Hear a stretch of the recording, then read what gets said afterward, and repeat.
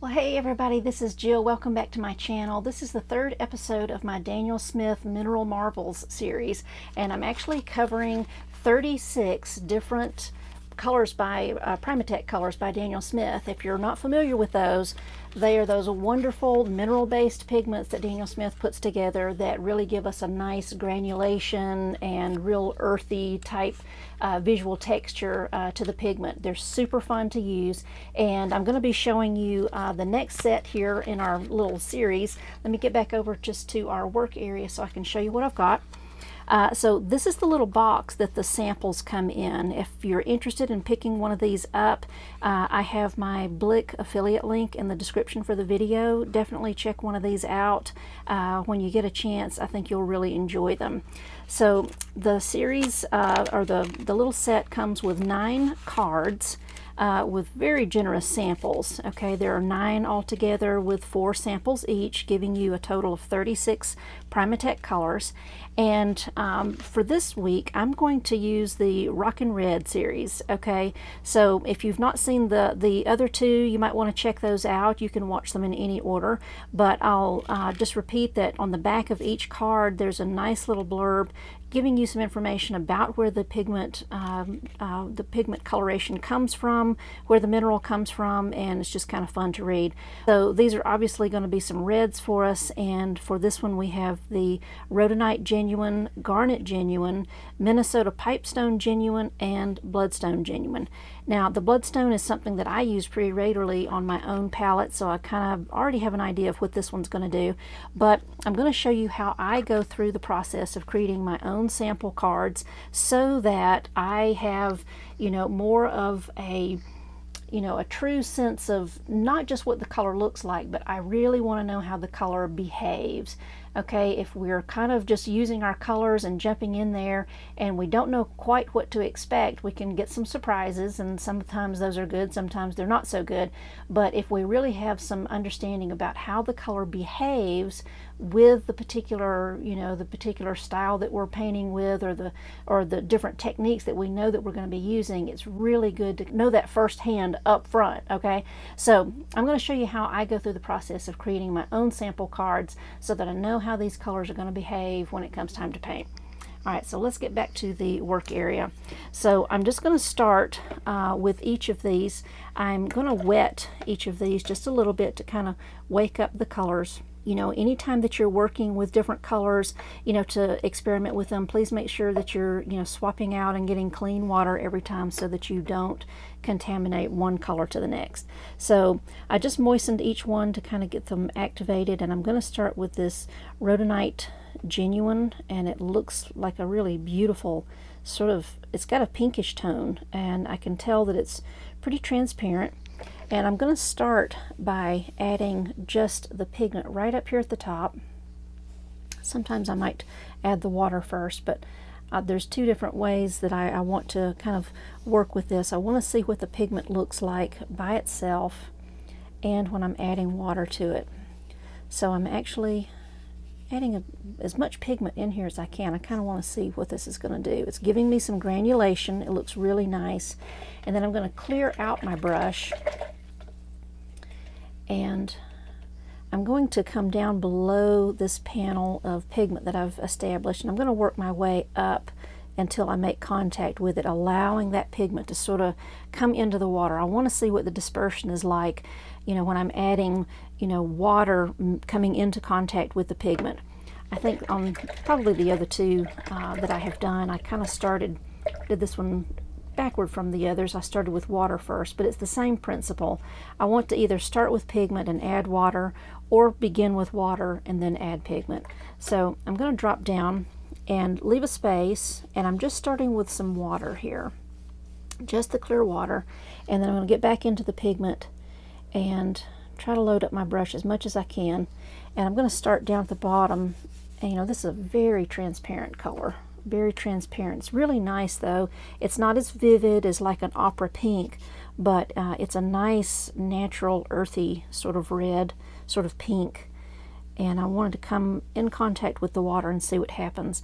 I'm testing this, I want to know what the dispersion is going to be. In other words, what happens when the pigment comes in contact with water. Sometimes the pigment will really take off and run through the water. Sometimes it's a little bit slower, and it behaves a little bit differently, when I'm starting with water and bring pigment to the water, or, if I've already got pigment and then bring water up to the pigment, I get a little bit different reaction each time. It just kind of depends, and they both behave similarly. There's not a real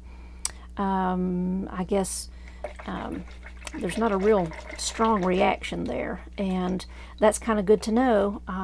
That lets me know that the color is kind of stable, and I might be able to bring it up to, in relationship to some other colors without it running off too much. So now I just want to kind of experiment a little bit.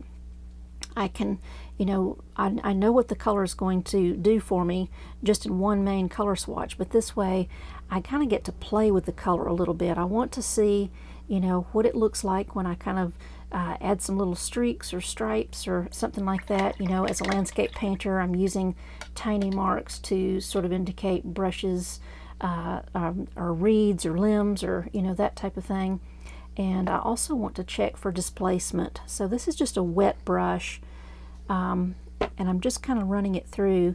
It doesn't do a whole lot. I can see that the pigment does sort of get out of the way of the water a little bit, but it's not an extreme displacement. It's really soft, and kind of gives me some nice, these are extra, different sort of techniques that I can use to achieve some different marks, and I can push the pigment back just a little bit, just with water. I might even try giving myself some little spots just to see how it'll behave. And then I also use salt in my work a good bit, so I'm going to just sprinkle a little bit of salt down here at the bottom, and then I kind of want to just sit and let that see how it's going to do. I also like to do a little spritz of water. Let me grab my water bottle.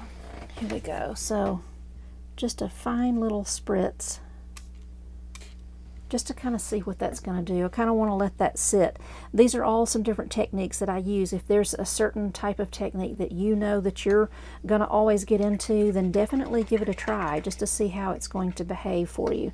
Now, the thing that I want to do is just let this dry completely on its own so that I can know exactly how these things are going to respond. But it's a beautiful, transparent, earthy pink tone with some granulation, really nice tone.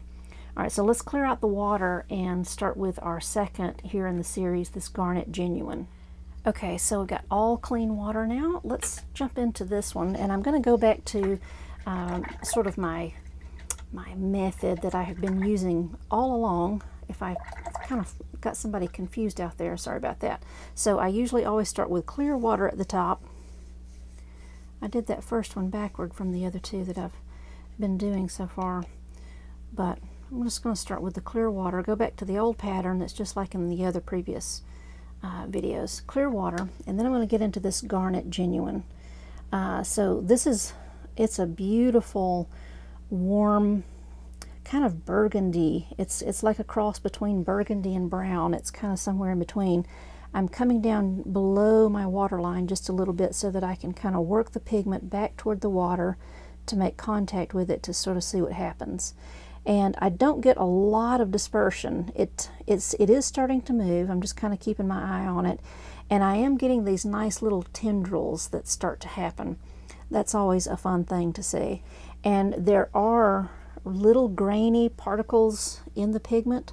I can feel it in my brush, and I can see them on the paper.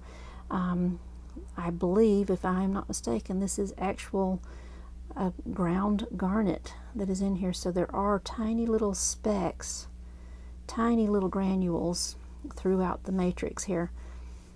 All right, so I'm just loading up my brush to just sort of get as dark a value as I can with this particular pigment, just to see how dark I can get it. And it almost has a red oxide kind of feel to it. It's not quite as pink. It's definitely, it's a reddish brown, kind of a brick red sort of color. All right, now I'm going to start with some clear water down at the bottom, and just make my way up until I make contact with that patch. Now I had a good bit of dispersion that way, okay? Really nice. And I did have a heavier concentration of pigment here, so that probably contributed a little bit. All right, so I can kind of see how it's going to give me some dispersion effects, and it does have a nice gradient that forms. Really, really nice. I want to check now for displacement, or in other words, just when I add just clear water to it, if it will push the pigment back. So I'm just going to drop through. I got a pretty good reaction there. Just the clear water really did a nice job of pushing the pigment away, making a nice clear spot into the pigment. I can even try dropping just some dots of water to see how that might, what kind of blooms I might be able to get. And then I'm also going to just load up my brush a little to put some solid marks in here and just kind of play with it a little bit, almost like I'd mentioned it before. It's almost like making a little miniature landscape. And you kind of want to play with the color in the same way that you would, you know, go about the process of making your painting.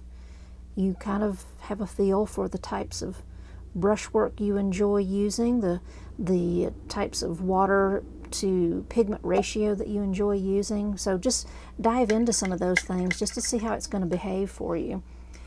It's a great way to really test the color and really learn more about the way it behaves. I'm going to throw my salt in here and just a little spritz with my water. All right, and then again, I'm just going to let this sit, do its thing, and then move on to my next color.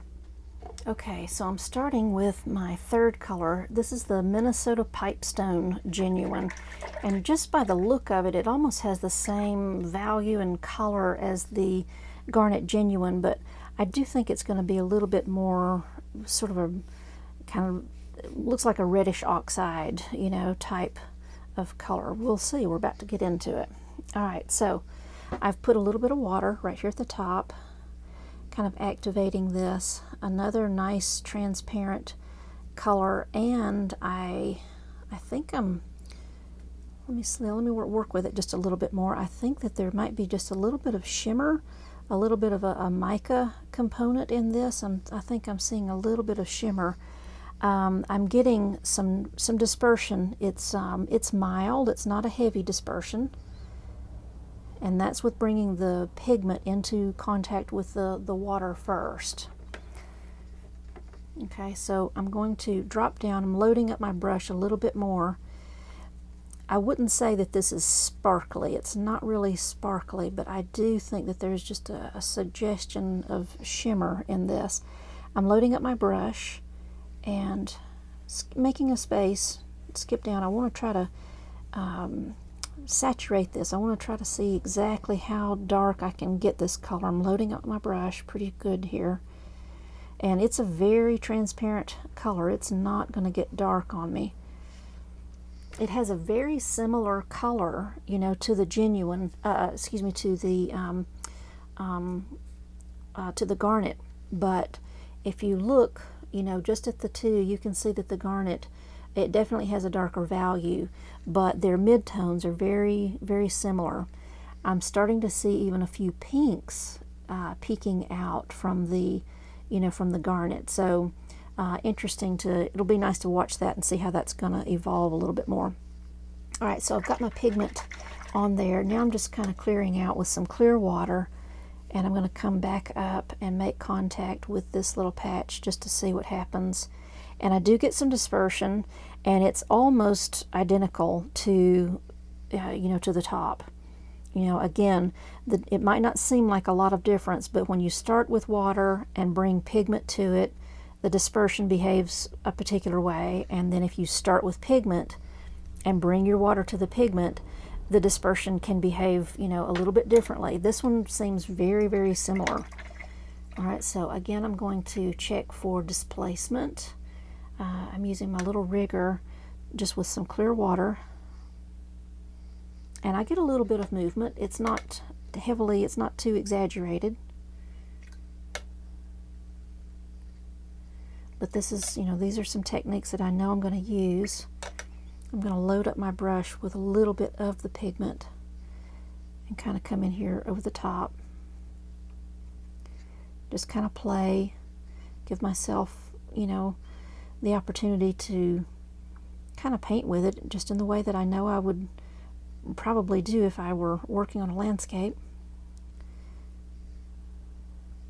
It is a very, very light and transparent color, even with just lots and lots of saturation of the pigment. It's very hard to get a dark value, but it's a very nice light to medium tone that could be used for some different things. Again, I'm going to put my salt in here at the bottom and a little bit of a spritz. And again, we'll just let this kind of sit and see what it's going to do. I've got some really nice things starting to happen over here in this garnet that I didn't really expect, but leaving things to dry on their own is how we figure out, you know, what these things can do. But I'm getting these really nice extended little tendrils that just continue to evolve and grow into the water. And it's happening in the situation where I've brought water to the pigment. I'm not necessarily seeing it too much when it was the other way around. So again, really interesting thing to note. All right, so let's clean up and do this last one, the bloodstone. I want to show you this one. Okay, now the bloodstone is one that I actually use on my palette quite a bit. And it's a very beautiful, transparent gray, kind of neutral. And it adds a lot of beautiful visual interest because it has such dramatic granulation. So it looks really dark, really black, but you know, when you kind of get it onto the paper, you see that it's really kind of this charcoal gray, and it has excellent dispersion. It loves to take off, and it's just wonderful what you can do with it. And it has a beautiful granulation, lots of heavy particulates that really drop down into those little pits in your paper. All right, so I'm trying to load this up to see, you know, exactly how dark I can get it. It's a very transparent black, but I can kind of load it up and really lay it in there heavy and get a pretty dark value with it. And if I leave it there on its own, it will stay dark, but as I sort of come in here with a little bit of water and sort of make contact with it, I know it's going to start to move and start giving me some more dispersion. But it's just an absolutely beautiful color, lots of heavy granulation, lots of beautiful tone. And you know, depending on, you know, when you're using this, you know, this gives you an opportunity to create beautiful textures with tree bark or stone, or you know, a lot of different things like that. Beautiful granulation. And there is sort of this, there's a warm, it is called bloodstone, so there's not really, you would expect to see some bright red maybe, but it does have sort of a warm secondary tone that's in here, that at best I might call it sort of a tan. I guess it could be sort of a warm tan, but it's really, really beautiful. And let me get my salt. I'm gonna do a few little speckles in there. And oops, I forgot my displacement. Let me just do that right quick. So just with my clear water, I'm gonna come in here. I'll go above the salt, and just because with my own experience, the displacement is not, it's not really dramatic. I can see that the water will lay down on top of the pigment, but it really does not move the pigment out of the way. The little particles that give that dark pigment its nice tone, they're very heavy and they don't really move around that much. They don't displace. I'm going to load up my rigger with just a little bit more of the pigment and come in here, and you can see that it really likes to lay down on the paper and really give you a nice mark. Beautiful, beautiful color. Let me do a few little drops and specks in here just to see kind of what it might do. And then also a little spritz of water. Alright, so I'm just going to let that sit, let all of these sit and continue to move and evolve and do all the things that they do, and then we'll kind of come back and take a look at these. Okay, so we are back with all of our samples from the Rockin Red series, and this one was really fun. Let's take a look at sort of what we came up with here. This the rhodonite genuine has got some really nice pink granulation, and it was just had a very soft atmospheric effect. No matter how much water I seemed to put in it, no matter if it was the salt or trying to displace it with more water, I just really get a nice soft gradient every single time, and there's still a really nice granulation. And a really nice transparent. This would also work for some glazing too, I feel like. The garnet, look at all of this nice whooshy stuff that we got down here at the bottom. That was really unexpected. It was just allowed to sit, and that the pigment just continued to move, except for the really dark particles. They just sort of sat still, but we did have the brownish tones. You can see, especially in the little specks, the brown tones really sat firmly on the paper, but then this sort of, I don't know, it's just sort of this pinkish brown. It really just kind of continued to move around and chase the water, and with still some really delicate granulation, really nice textures there. Very, very earthy, a gorgeous, gorgeous color. And it's also, fairly transparent as well. The Minnesota pipestone, I had mentioned earlier when using it that it seemed to maybe have a little shimmer, but it really, now that it has dried, there's no shimmer. It was just, I turned over on the back of the card to look, and it does tell me that the pink has a slight golden glow, and I thought that is the perfect way to describe it, because when it's wet, it really does almost have a shimmer, but when it does dry, I'm not seeing any type of mica, and there's no type of shimmer, to it at all. But it was an interesting look, to use it while it was wet. It is a very monochromatic tone. It really does not have any secondary colorings that are moving in and out, and it's also extremely transparent.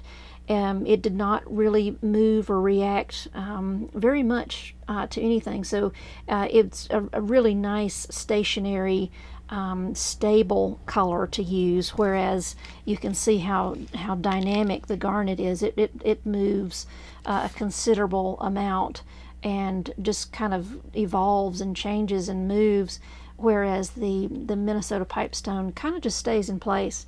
The bloodstone genuine, again, beautiful color. You can see that it has that really nice intense granulating effect, much like the lunar black that we looked at in one of our other episodes. And there is sort of this, I'm not sure if it's showing up, but there's almost this tan, peachy. It's ever so slight. I mean, you really have to kind of look at it, but you can see a little bit right here in this little section. This is the white of the paper, and then right next to it is almost that sort of, it's almost like a kind of a grayish flesh tone. I don't know how else to describe it. There's definitely not anything pink or red in the bloodstone that I'm able to see or find. And I don't think that I see anything in here that tells me that there should be a red, but it does refer to it as a warm gray, and it's definitely that. But a beautiful, beautiful color. The salt effects were kind of invisible on much of these. I do have a little bit, from this one down here. The rhodonite did respond a little bit. And I did have some response in the bloodstone, and I know that you can see where it's almost these little black circles that would form around where the granules were. But often with these heavy granulating pigments, they will not respond to the salt quite dramatically as some of the others. just because those particulates are really heavy. So I hope that this was helpful for you, and just kind of gives you an idea of what these colors behave, how they behave. And I encourage you to use it with all of the colors that are on your palette, just so that you really start to have an idea for what's going on with these colors. And then take the colors, you know, I came back and I did a little, just a little watercolor sketch of a landscape utilizing all of the colors that are here on this little palette. I did incorporate some reds, or excuse me, some greens, from my regular palette. I did this for my members, but it definitely gives you a chance to use those colors. So anytime you're doing a sample, make sure that you're taking the time to go back and actually create a little painting with the grouping that you used, because it really does help inform your decision making when you're working on these things. So I hope that was helpful. Join me next week. We're going to get into another group of 4 for the 4th episode in the series here. So join me, and I'll see you next week. Thanks so much, guys.